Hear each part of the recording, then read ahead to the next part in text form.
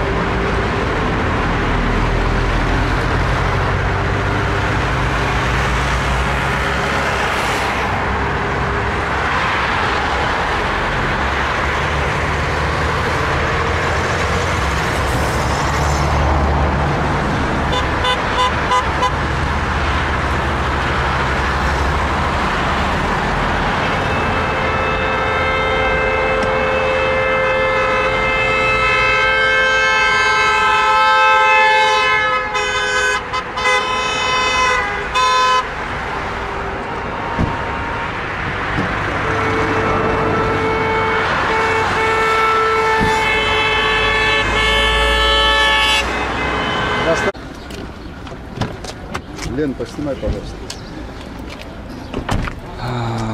Как сказать, как ваше имя? Меня зовут Стивен Тенев, я являюсь директором продажи и собственной строительной компании Deluxe Emoty, компания, которая строит на нашем южном побережье.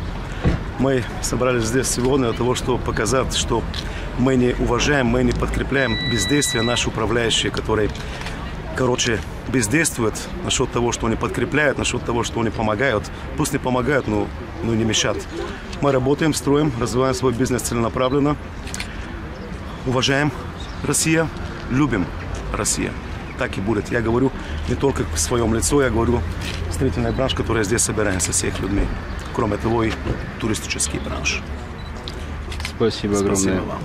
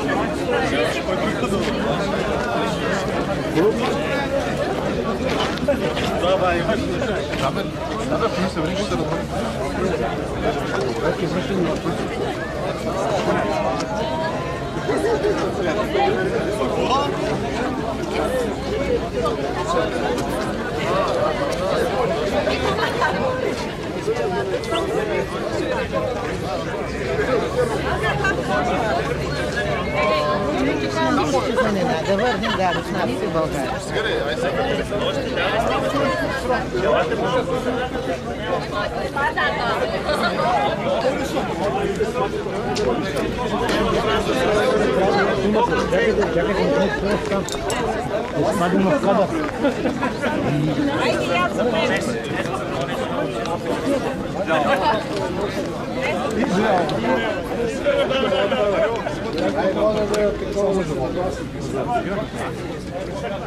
Ами за снимките знаете, който ме вижда, аз го виждам и го имам на снимката.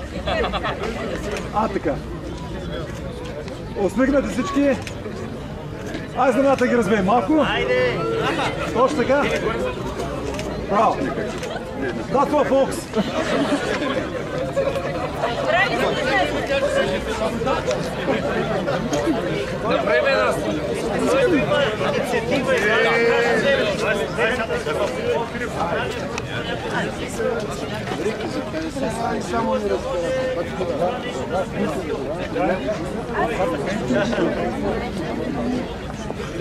Добре, аз казвам 2-3 приказки, каквото мисля. Сега, значи, само недвижими имоти, операции с недвижими имоти са 7 милиарда и половина за година. Туризма е 11 милиарда за година. Строителството е 4 милиарда за година. Това са 27% от брутния национален продукт. Трябва едно по-нормално говорене от страна на нашите общи политици. Вие го знаете това нещо. За да не може... Това е защитаване на националните интереси. Някой друг който иска да каже? Пред камера, който не се предава.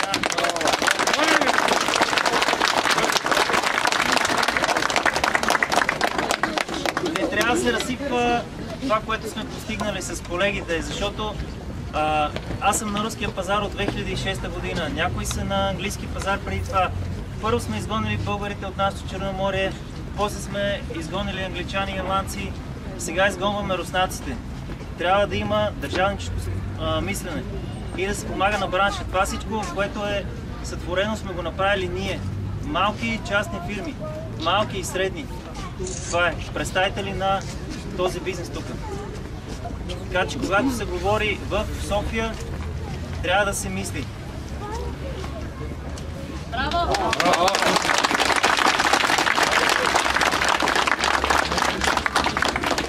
И не само парите, ние сме братя и няма как да бъдем разделени. И не става дума тук за политика, и аз ще ви кажа, не става дума за българи, руснаци, украинци, казахстанци, англичани. Тук според мен това няма значение. Нито има политически примес, става дума за национални интереси, пак го повтарям. За това, което ние тук всички правиме. А това е да, освен да изхранваме себе си, своите семейства, да посрещаме нашите приятели от чужбина, защото всъщност това е нашия бизнес, това е нашата мисия. Да кажем, че ние сме една доброжелателна страна и приемаме всички приятели, които идват да ни посетят, независимо от къде са. И както може едни много страни, които са много по-напреднали от нас, една съседна Турция, да има политика за 6 или 7 хиляди долара на полет да субсидира, по същия начин трябва да има някаква адекватна политика. 5,5 милиона лева се харчат тази година за изложби. Ние всички ходиме тук на изложби. И кажете ми как се харчат 1,8 милиона лева за изложби в чужбина. За България се харчат само няколко стотин хиляди, защото те просто не могат да се скрият. Вие знаете, че една изложба е 10 000 евро максимум, плюс още 10 000 за командировъчни. Значи разделете 1,8 милиона на 10 000 евро. И вижте колко изложби посещаваме нашата държава. Кой ходи там и какви семки люби. Соответственно, митинг прошел, выезд автомобильный был. Дмитрий, можете сказать какие-то предварительные результаты по мероприятию? Да, к митингу проявили очень большой интерес. Это показательно из количества автомобилей, количества людей, которые пришли на митинг. И предварительные данные могу сказать, что я удовлетворен тем, что люди поддерживают наше мнение, они недовольны нынешней ситуацией, и все высказали свое мнение, которое, я думаю, солидарно. Солидарно, что должны быть какие-то экономические, политические, визовые изменения в том плане, чтобы привлечь русских туристов, и русский народ, болгарский народ проявил свое отношение к русским, что мы являемся неделимым целым, и мы никому не враги, и это символично на фоне памятника, которого мы собрались. Он символизирует борьбу против фашизма. И невозможно, чтобы человек, 20 тысяч болгар полегли за антифашистское движение в Болгарии, и этот памятник символизирует данный акт. И думаю, глава нашего государства должен взять это в виду и не делать таких острых заявлений, которые имеют прямое отношение к экономике и экономической ситуации в Болгарии. Как считаете, какие будут следующие шаги? Потребуются ли они? Посмотрим от действий правительства, будет ли ответ на данную ситуацию, примут ли они в виду требования такого количества народа, и если потребуется, будут и дальнейшие действия для изменения и улучшения ситуации. Пожалуйста, пару слов в адрес русскоговорящих зрителей. Мы не делим народы на то, какой этнической принадлежности, на каком языке говорят. Болгария есть и будет, она была большой зоной мира. И мы болгарский народ, добродушен ко всем, особенно к русским, особенно к украинцам, белорусам, казахстанцам. В нашем государстве есть только единственное теплое отношение к данному народу, и я думаю, это показательно. Спасибо огромное. Спасибо.